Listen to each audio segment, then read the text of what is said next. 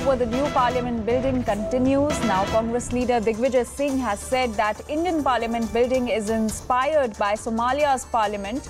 He alleged that Somalia is PM Modi's inspiration, and he also took a jibe at PM Modi, calling him a copycat architect. So the politics over the new parliament building continues. Now, Congress leader Digvijaya Singh has said that Indian parliament building, the new one, is inspired by Somalia's parliament, and he has also alleged that Somalia is PM Modi's inspiration. Our senior editor Pallavi Ghosh is joining us. Pallavi, so the controversy over the new parliament building continues, and now the Congress has raked up another issue saying that Indian parliament building is inspired by Somalia's parliament. Can you tell us more? So this is again not going to go down very well. What Jawahar Sarkar, who's the Trinamool Congress MP, has done is put out a picture of the Somalian parliament and then, of course, of our new parliament building. Digvijaya Singh seems to be condoning it.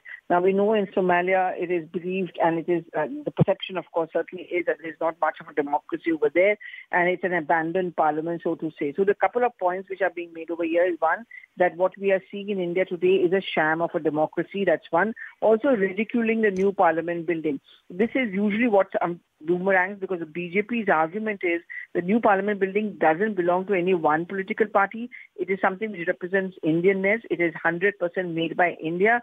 And today we are in power. Tomorrow it could be you in power. You have to respect the institution and not mock it. Right, Pallavi. Also, this tweet comes after TMC leader Jawahar Sarkar's tweet on this issue.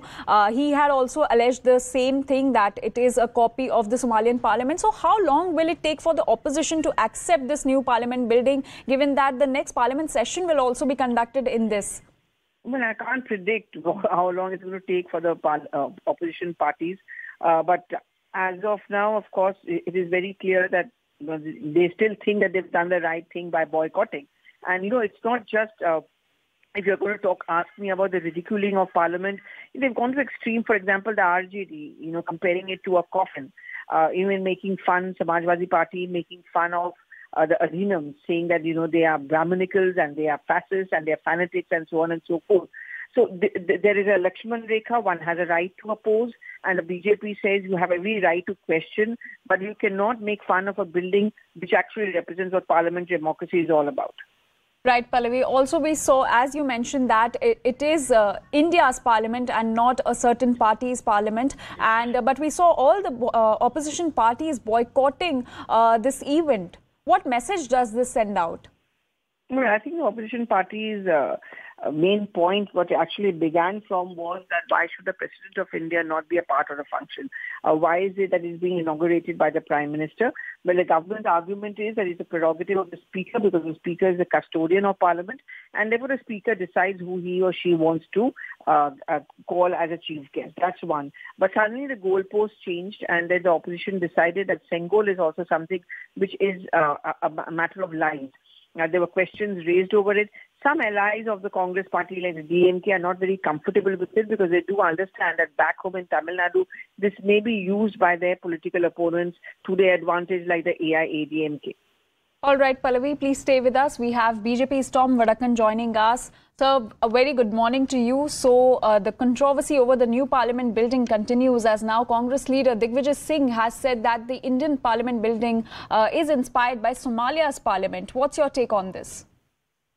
Well, I've known Digvijaya Singh for quite some time, and he starts tweeting at 5 o'clock.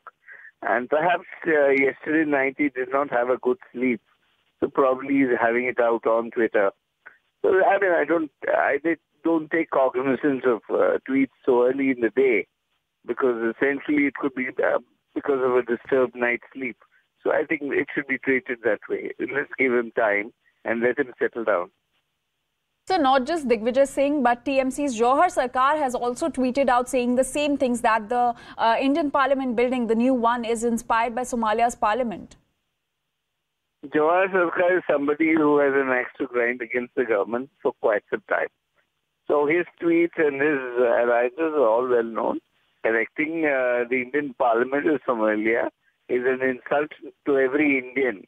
I'm sorry to say, Mr. Sarkar may have his views, but we do not agree with anything that he says, because he has always had an axe to grind. All right, Mr. Vadakan, thank you for speaking to CNN News 18 and expressing your views.